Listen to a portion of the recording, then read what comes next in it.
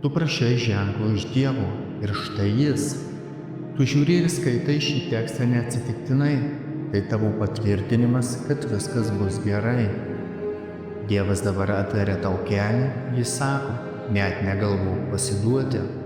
Nors atrodo sunku, tu tai įveiksi, nepasiduok.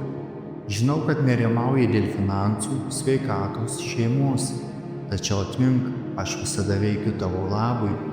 Šiandien palaiminsiu tave ramybę, išgydymu ir pergalė, jei tik ir toliau pasitikėsi manimi.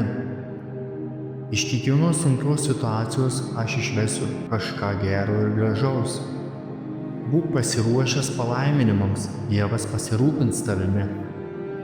Tai, už ką meldėsi, netrukus įvyks. Dievas sako, būk ramus ir žinok, aš esu Dievas. Galvoje gali sukti šimtai minčių, kurios blaško ir neramina, bet nepamiršk, Dievas tave atvedė čia ne tam, kad paliktų. Jis saugos tave bėdoje, jis ves tave į pergalę. Pasitikėk, stovėk ramybėje. Tu esi stebuklo viduryje, garbink Dievą. Išlaikyti tikėjimą tvirtą, tu neturėsi kovoti vienas.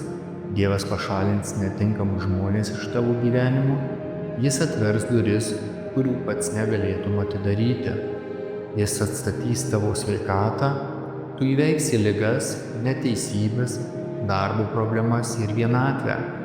Raštas sako, bet kas ištvers iki galo, tas bus išgelbėtas. Evangelija pagal Matą, 24 skyrius 13 eilutė. Nepasiduok, net jei kelias ilgas, nenusimink, jei tai užtrunka ilgiau, nei tikėjaisi. Tavo laikas artėja. Amen.